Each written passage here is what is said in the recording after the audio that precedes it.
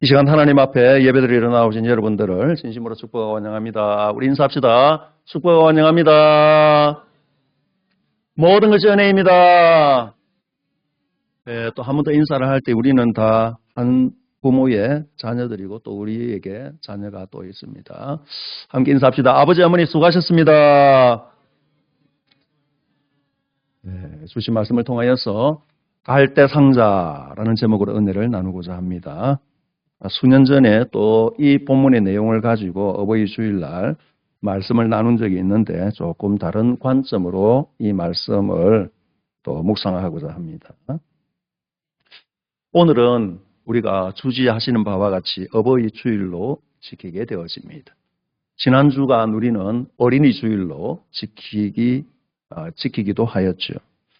결국 이 두 주일은 하나로 연결되어져 있습니다.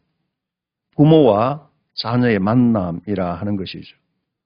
여러분, 이 관계는 세상의 어떤 논리로도 설명할 수 없는 신비한 관계입니다.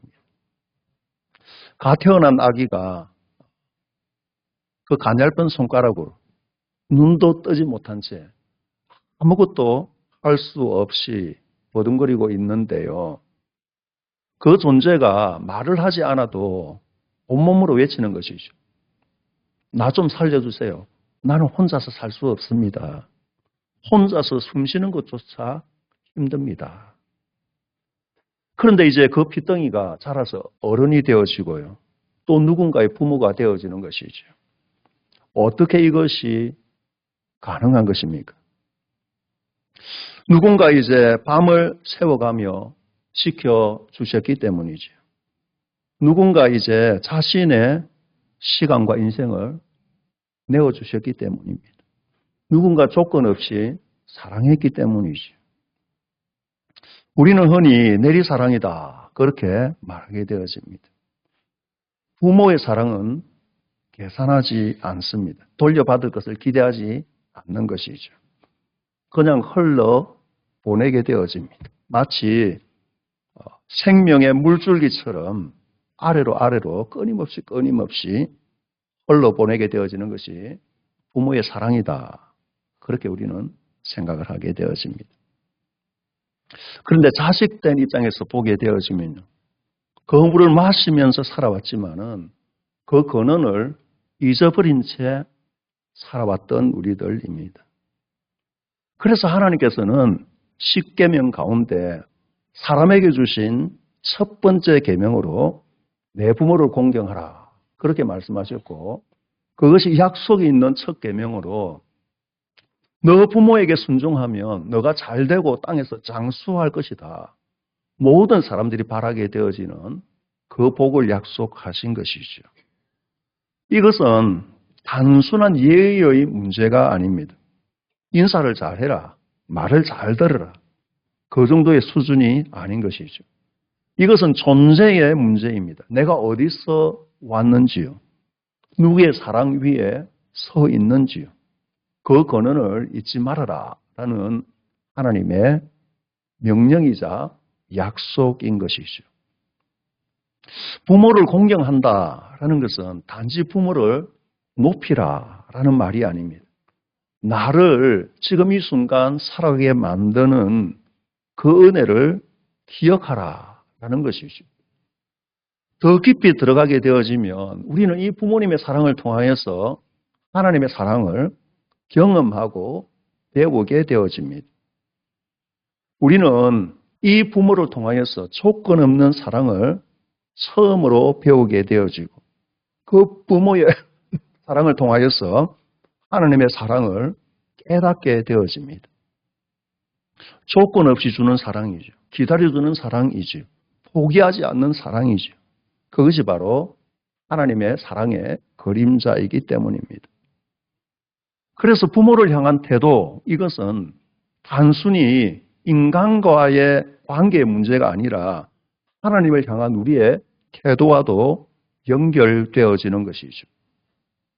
부모를 섬기지 않으면서 하나님을 깊이 섬긴다라는 것은 어려운 일입니다. 왜냐하면 하나님께서 이 관계를 통하여 우리를 훈련시키시기 때문입니다. 그러므로 우리는 이 어버이 주일에 단순히 감사의 인사를 넘어서서 우리는 스스로에게 질문을 해야 합니다. 나는 지금 나를 살게 한 그 사랑을 얼마나 기억하며 살고 있느냐라는 것이죠. 그리고 나아가서 그 사랑을 다음 세대에게 부모와 똑같은 마음으로 흘러보내고 있느냐라는 것입니다. 믿음으로 살아간다라는 것은 끊어지는 것이 아니라 흘러가는 것입니다. 부모에서 자녀로 그리고 또 그 다음 세대로 흘러가게 되어지는 것이죠. 하나님께서는 이 거룩한 흐름, 이것을 우리가 붙들고 살아가기를 소원하십니다. 오늘 우리가 읽은 본문은 너무나 잘 아는 이야기이고 어린아이들도 기억할 만큼 익숙한 본문이 되어집니다. 위대한 사랑이 어떻게 한 아기를 그리고 한 세대를 구원하는지에 대하여서 우리들에게 보여주시는 것이죠. 우리는 흔히 모세의 갈대 상자 이 이야기를 하게 되어지면 동화처럼 참 아름답게 생각하게 되어집니다. 그런데 실질적으로 이 출애굽기에 나타나게 되어지는 모세의 갈대 상자, 이것은 사실 그 시대의 배경으로 보게 되어지면 피비린내 나는 지옥에서 벌어지게 되어지는 이야기인 것이죠.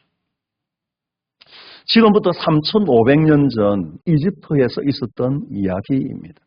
이집트의 그 당시의 왕 바로는 히브리 민족의 번성을 막기 위하여서 끔찍한 명령을 내리게 되어지죠. 자기 민족보다 거기에서 살아가고 있는 이방 민족인 히브리 민족이 너무 강성하게 번성하게 되어지는 것을 보며 두려움에 빠지게 되어집니다. 그리고 히브리인의 남자아이가 태어나면 무조건 나일강에 던져 죽여라 라고 명령을 내리게 되어집니다. 이것은 단순한 법이 아니라 국가가 나서서 벌이게 되어지는 영아 학살인 것이죠. 인종 청소다 그렇게 생각할 수가 있습니다.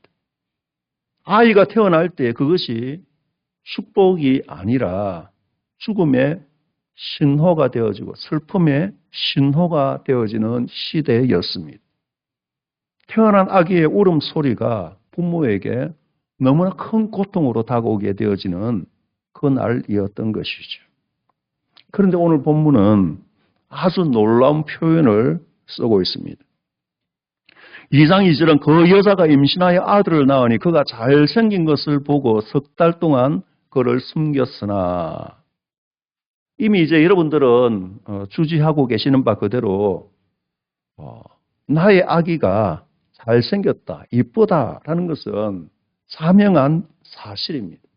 그런데 이 본문이 말씀하고 있는 잘생겼다라는 말은 예쁘다라는 의미를 넘어서는 단어입니다.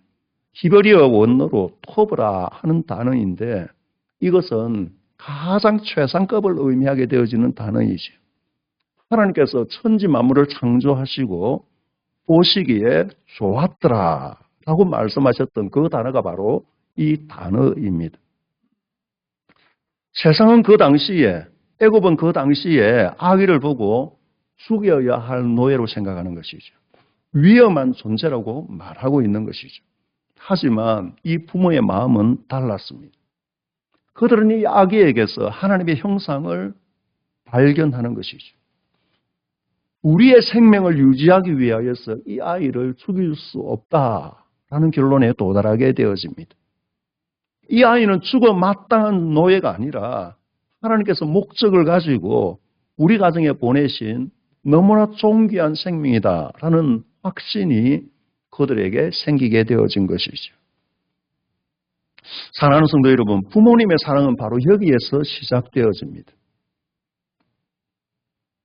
우리가 때로는 연약한 모습을, 부족한 모습을 보이게 되어질 때 세상에 손가락질하게 되어지고 너는 안 돼, 너는 끝났어 라고 절망의 이야기들을 퍼붓게 되어질 때에 유일하게 내 편이 되시는 분이 바로 아버지, 어머니인 것이죠. 아니야, 너는 하나님께서 주신 최고의 걸작품이야. 너는 반드시 잘할 수 있어. 그렇게 힘과 용기를 주시고 우리를 지금까지 이끌어 오셨던 부모님의 마음이 바로 이 모세의 어머니 아버지의 마음인 것이죠. 아기를 숨긴 지 석 달쯤 되어졌습니다. 아기의 울음소리가 이제 옆집으로 들릴 만큼 아마 커졌을 것입니다. 아이가 울 때면은 온 식구가 노심초사하였을 것입니다. 우리가 잘 아는 대로 그 형이 있었고 누나가 있었고 아버지와 어머니 이 네 명이 이 작은 생명 하나를 살리기 위하여서 얼마나 애를 썼을지 우리는 쉽게 상상이 되어집니다. 그런데 한계가 온 것이죠. 더 이상 어찌할 수 없는 상황이 되어졌습니다. 그때 이제 갈대로 이제 상자를 만들었다라고 기록을 하고 있습니다. 더 숨길 수 없이 되매 그를 위하여 갈대 상자를 가져다가 이 본문의 한글 본문에는 정확하게 번역이 잘 되어져 있지 않고 있는데요. 이 본문의 주인공은 여자라고 원어에는 기록이 되어져 있습니다. 히브리어 성경, 원어 성경을 읽어보면 이 주체가 여자인 것이죠. 그래서 이 갈대 상자를 만들고 있는 사람은 아버지 아므람이 아니라 어머니 요게벳이었습니다. 아마 아버지가 옆에 기다리고 있었는지 살펴보았는지 재료를 마련해 주었는지 잘 알 수 없지만 분명히 이 상자를 만들고 있는 사람은 어머니인 것이죠. 아마 깊은 밤이었을 것입니다. 촛불을 켰는지 호롱불을 켰는지 우리가 잘 알 수는 없지만은 갈대를 가지고 그 어머니가 상자를 만드는 것이죠. 아마 마른 갈대를 엮다 보면은 손가락 여기저기가 베이기도 하였을 것입니다. 피가 맺히기도 하였겠죠. 그런데 아픈 줄을 모르는 것입니다. 그 위에 역청과 나무진을 바르게 되어집니다. 소위 우리가 말하게 되어지는 골탕, 아스팔트라는 것이죠. 끈적거리는 검은 타르가 손톱밑까지 다 파고들지 않았겠습니까? 아마 고약한 냄새가 났을 것입니다. 그런데 어머니는 멈추지 않는 것이죠. 내 손이 좀 거칠어지더라도 이 상자에 물이 한 방울도 들어오지 않게 해야 되겠다. 물이 한 방울이라도 들어오게 되어지면 이 아이의 안전을 보장할 수 없다라는 생각에 그 간절함으로 상자 구석구석을 메우고 또 메웠을 것입니다.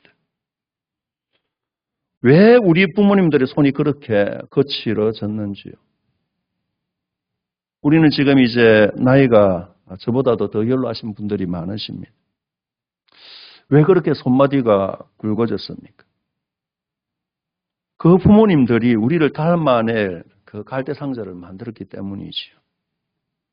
내 아이를 담아낼 갈대 상자를 만들다 보니 그렇게 이제 손이 거칠게 되어지는 것이죠. 아버지는 밖에서 온갖 수모를 극겨면서도 꾹 참으신 것 아닙니까?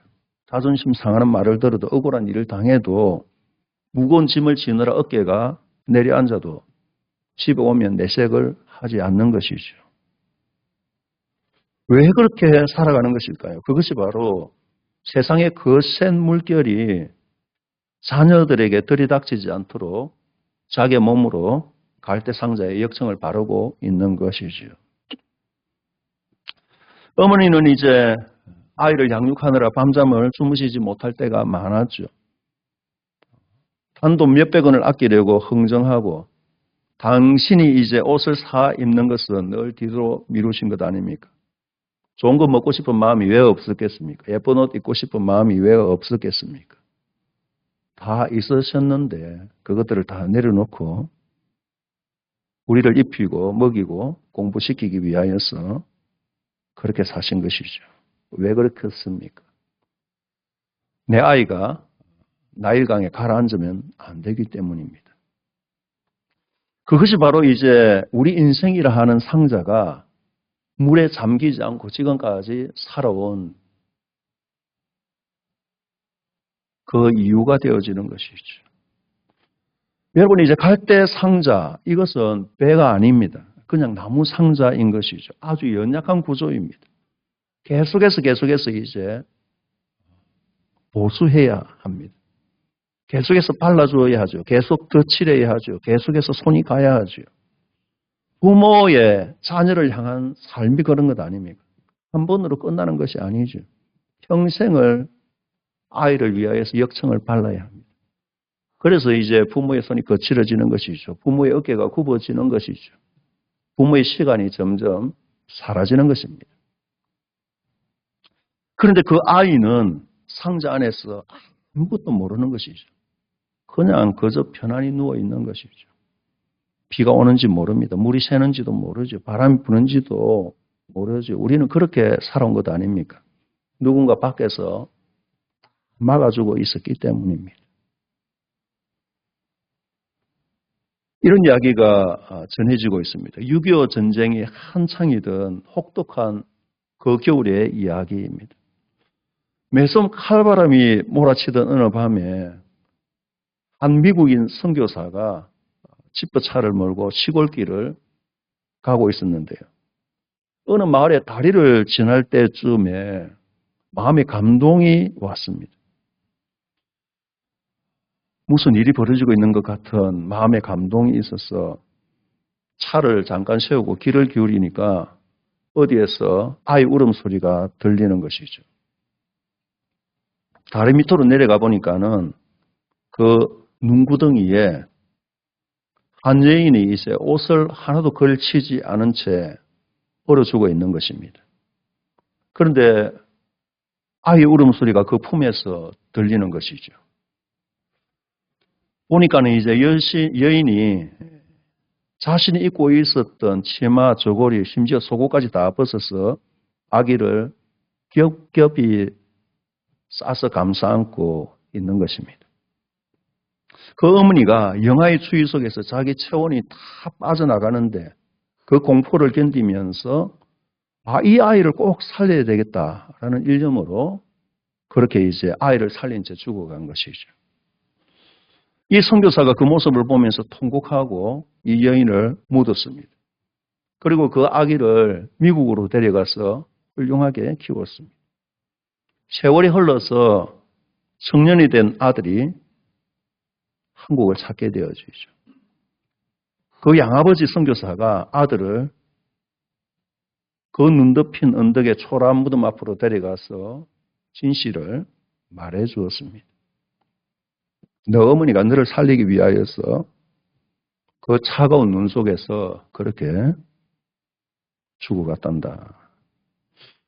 그 말을 듣고 이제 이 아들이 통곡하는 것이죠.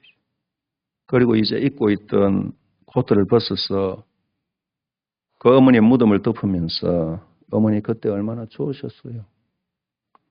얼마나 고통스러우셨어요. 미안합니다. 고맙습니다. 정말 사랑합니다. 이렇게 말했다는 이야기가 전해오고 있습니다. 비단 이 이야기가 청년만의 이야기가 아닌 것은 우리가 그 사랑을 통하여서 지금 이 자리에서 예배자로서 있기 때문입니다. 우리가 이 자리에서 예배자로 서 있는 이유는 누군가 내 대신 추위를 막아주었기 때문이죠. 내 대신 굶주림을 삼켰고 내 대신 절망의 파도를 온몸으로 막아내었기 때문입니다. 요괴에서는 이제 그 정성껏 만든 상자를 나일강 갈대 사이에 두었습니다.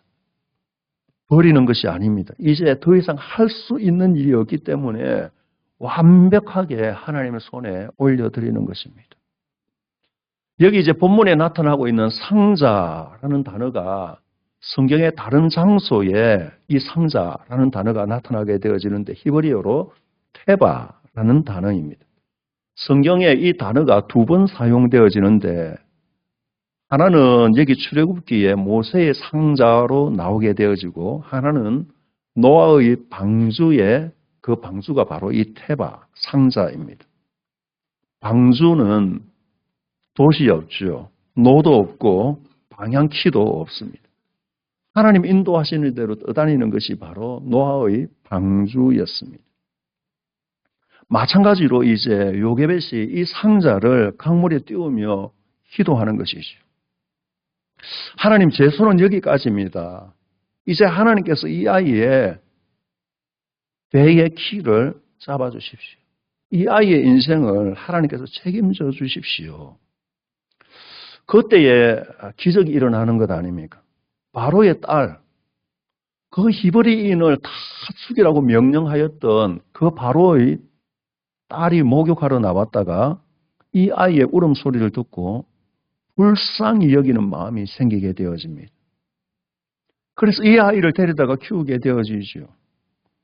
원수의 딸의 마음을 녹여서 양자로 입적하게 만들어버렸습니다. 심지어 그 친어머니 요게벳이 유모가 되어서 자신의 아이를 돈을 받으며 키우게 하나님께서 사용하시는 것이죠. 부모가 눈물로 상자를 만들고 하나님께 맡기게 되어질 때 하나님께서는 이 부모가 상상할 수 없는 방법으로 그 인생을 책임져 주셨다라는 것입니다. 사랑하는 성도 여러분, 우리가 이런 은혜를 입고 살아왔습니다. 부모의 희생을 통하여서 우리가 이 자리에 있고 하나님의 도우심의 손길을 통하여서 우리가 이 자리에서 예배자로 서 있는 것이죠. 우리는 부모님의 은혜에 감사해야 한다 말은 하고 있지만 참 쉽지 않는 것 같습니다. 그래서 부모에 대한 마음과 자녀에 대한 마음이 분명히 다르다라는 것을 저와 여러분은 알고 있습니다. 자녀가 부족하고 연약한 모습을 보이게 되어질 때는 부모 애처로운 마음이 생기게 되어지는데 부모가 예전의 모습을 보이지 아니하고 소위 이제 연약해지게 되어질 때에 세월의 풍파를 맞게 되어질 때에 예전보다 기억력이 떨어지고 걸음걸이가 느려지게 되어지고 말을 반복하게 되어질 때에 제 경험이 그렇더라고요. 화가 나대요. 왜 그런지 모르겠습니다. 자녀에 대해서는 한없이 긍휼한데 부모에 대한 마음이 자녀에 대한 마음에 절반도 10분의 1도 안 되는 것 같습니다. 부모님은 늙은 게 아니라 우리 때문에 에너지를 다 써버렸는데 우리의 마음이 그런 것이죠. 우리의 키가 한 뼘 자랄 때에 부모님의 허리가 한 뼘 굽어지는 것 아닙니까? 우리의 얼굴이 이제 필 때마다 부모님의 얼굴에 깊은 주름이 패이는 것이죠. 그래서 우리는 나중이라 하는 거짓말에 속지 말아야 합니다. 우리는 늘 말하는 것이죠. 조금 더 형편이 나아지면요. 자녀들 좀 성공하고 나면요. 내가 좀 자리 잡고 나면요. 부모님을 잘 대우하겠습니다. 그런데 부모님이 기다려주지 않습니다. 우리 중에는 그 정인들이 많습니다. 심지어 저도 그 정인이지요. 부모님에 대한 사랑에 대하여서 조금 이해할 만한 상황이 되어질 때에 좀 아쉬움만 남는 것이죠. 부모님이 연로해서 마음대로 움직이지 못할 만한 상황이 되어진다든지 우리 곁에 계시지 않을 때가 많은 것이죠. 그래서 지금 이 순간에 부모님의 은혜를 기억한다면 말 한마디를 하게 되어지고 찾아뵈야 하는 것이죠. 그리고 사랑하는 성도 여러분, 우리가 내리사랑이라 하는 말이 있듯이 이제 우리는 받은 사랑을 가지고 우리가 갈대상자를 만드는 부모의 역할을 감당해야 합니다. 앞선 세대, 앞선 어른들이 그렇게 믿음으로 살면서 우리의 오늘을 있게 만들게 되어지고 그렇게 고난 가운데 고통 가운데 이 땅을 이렇게 사람 살만한 세상으로 만들었다면 우리는 우리의 자녀를 그리고 다음 세대를 잘 양육하는 어른이 되어야 합니다. 아이를 내 힘으로 통제하는 것이 아니라 험한 풍파 가운데서 아이를 지킬 수 있는 유일한 방법은 기도의 역청을 바르는 것이죠. 말씀의 갈대를 엮는 것이죠. 하나님의 은혜의 강물에 뛰어보내는 것입니다. 내가 손을 놓게 되어질 때 비로소 하나님의 손이 아이들을 붙드십니다. 차가운 날 강가에서 떨리는 손으로 그 어머니가 상자를 놓았다가 잡았다가 놓았다가 잡았다가 그렇게 하지 않았겠습니까? 그리고 너무 걱정스러운 마음에 그 딸을 모세의 누나를 통하여서 상자가 잘 흘러가고 있는지 지켜보라 라고 말할 정도로 어머니의 마음은 불안한 것이죠. 그런데 이제 눕게 되어질 때에 하나님이 역사하시는 것입니다. 우리를 살리기 위하여서 하나뿐인 아들을 십자가라는 갈대 상자에 내어주신 하나님의 사랑의 은혜가 오늘 우리를 이곳에 서게 만들었습니다. 여러분이 이제 당연한 것은 아무것도 없습니다. 우리가 누리는 이 평범한 하루가 누군가의 뼈를 깎는 헌신 위에 세워진 것이죠. 그 사랑에 우리는 감사하며 살아야 합니다. 그리고 이제 부모에게나 자녀에게나 세월이 그렇게 많이 남지 않았습니다. 제가 이제 경험한 바로는 그렇습니다. 부모님을 모시고 어디 한번 가봐야 되겠다. 저 좀 좋은 곳에 가서 식사라도 함께 해야 되겠다. 저곳으로 나가서 나들이를 한번 해봐야 되겠다. 큰 마음을 먹고 이야기를 하면 됐다라고 말씀하시죠. 거의 대부분의 경우에 그렇습니다. 지금 이 자리에 앉으신 우리 어른들도 자녀들의 그 마음에 그렇게 화답할 때가 났을 것입니다. 그런데 이제 제가 생각이 조금 달라졌습니다. 할 수 있을 때 하는 거거든요. 자녀들이 말할 때에 같이 나서야 됩니다. 같이 나서서 맛있는 것도 먹고 좋은 것도 구경하고 그 자녀들의 섬김을 받는 것이 자녀들이 앞으로 좀 행복한 삶을 살아갈 수 있는 유일한 근거다. 저는 그런 생각이 듭니다. 왜냐하면 하나님께서 계명을 주셨잖아요. 내 부모를 공경하라. 그래야면 너가 잘되고 땅에서 장수하리라. 어쨌든 자녀들이 좋은 마음으로 부모를 공경하며 살아갈 수 있도록 환경을 마련해 주는 것, 그것이 부모의 역할이다라고 저는 생각이 듭니다. 이제 에베소서 말씀을 보게 되어지면 계속해서 이어지죠. 자녀를 노엽게 하지 말라. 그 자녀의 마음을 상하면서까지 부모의 고집스러움을 이제 전할 필요는 없다라는 생각을 하게 되어집니다.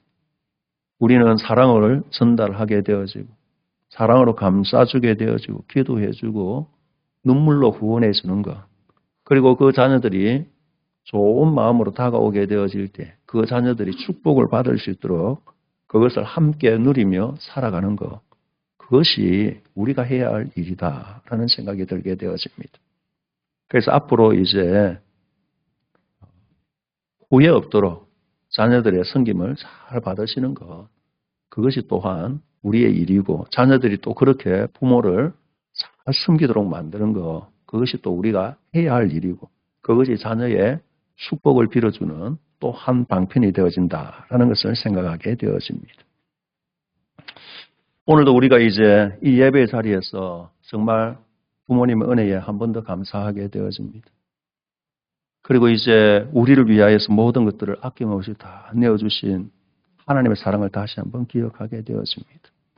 이 5월 가정의 달에 정말 하나님의 은혜가 우리 모든 등대 식구들의 가정 위에 충만하게 임하시기를 예수님의 이름으로 축원합니다.